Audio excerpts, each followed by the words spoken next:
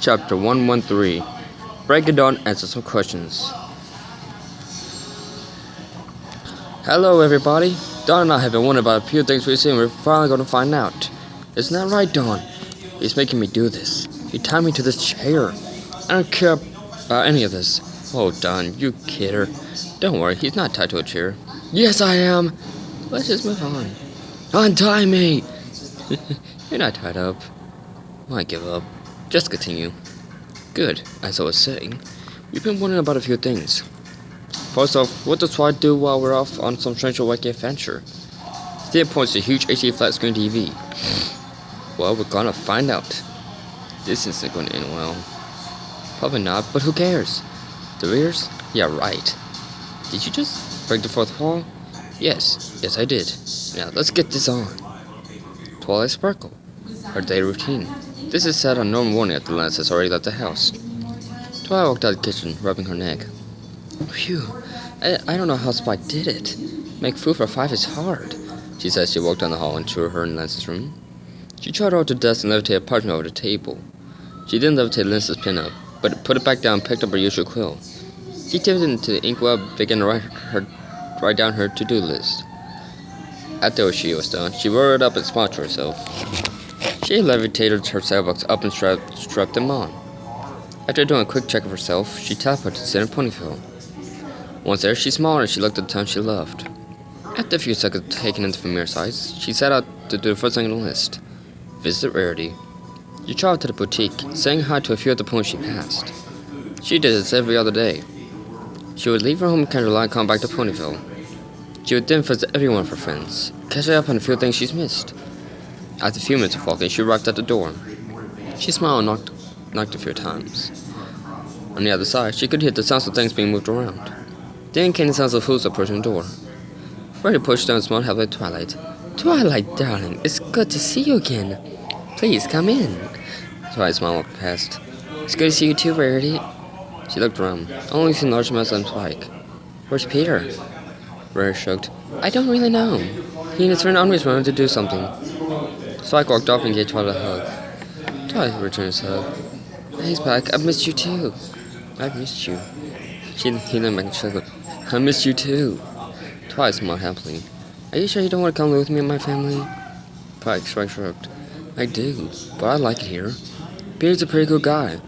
Plus, I like helping Rarity. Twilight rubbed his head. Well, just remember, you can come live with us at any time.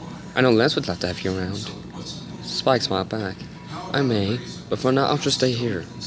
Rarity laughed slightly and walked over. You ready for a midday tea, Twilight? Twilight looked and smiled. Yep, I'll help you get it started.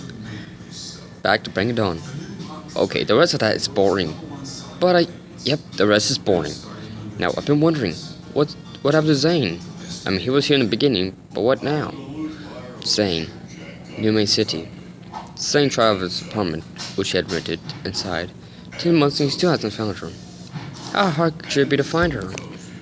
She should look way different from all the other ponies. But no, he hasn't even seen her yet. He adjusted his setup back to begin his usual search pattern. Widget followed him walking down the street and keeping an eye out for the one point that would stick out. That's harder than you would think. Back to Break It Down. Who's he looking for? No idea, but she must be important to him or something. Doesn't really matter. What I want to know is what happened to Louis. Louis. Where is he? Louis, Sweet Apple Acres. Louis jumped in the air and got the apple in his teeth.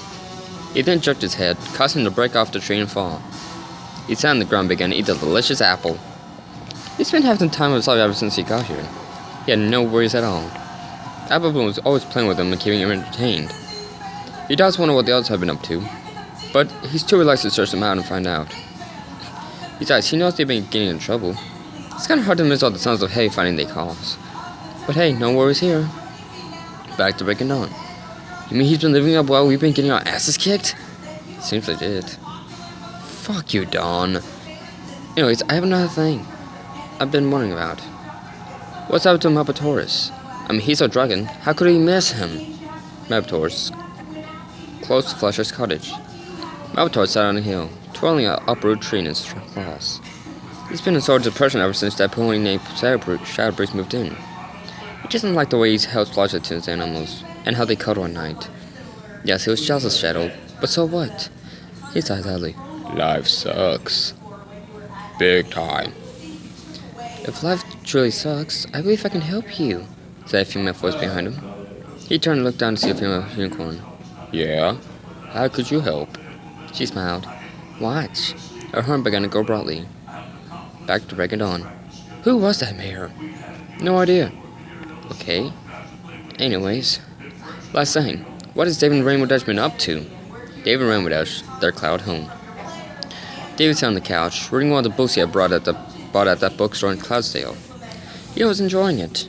It was about two star-crossed lovers who, David! Rainbow Dash yelled as she blew through the front door and landed in front of him.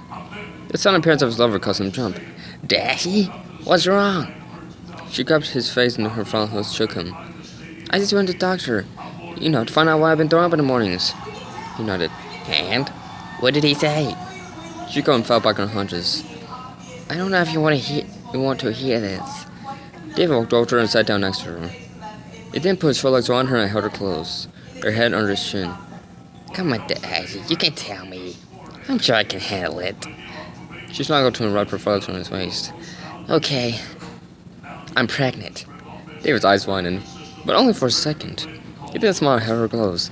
That's great news! She timed her embrace. That's not all. I'm pregnant with twins. His eyes re-widened, and this time he passed out. Back to break of dawn. Whoa! I did not see that coming.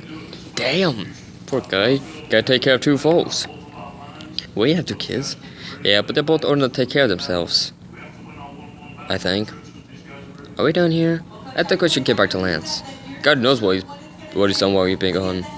Guess you're right. I don't want to meet Miss Chibi meeting other bronies. Alright then.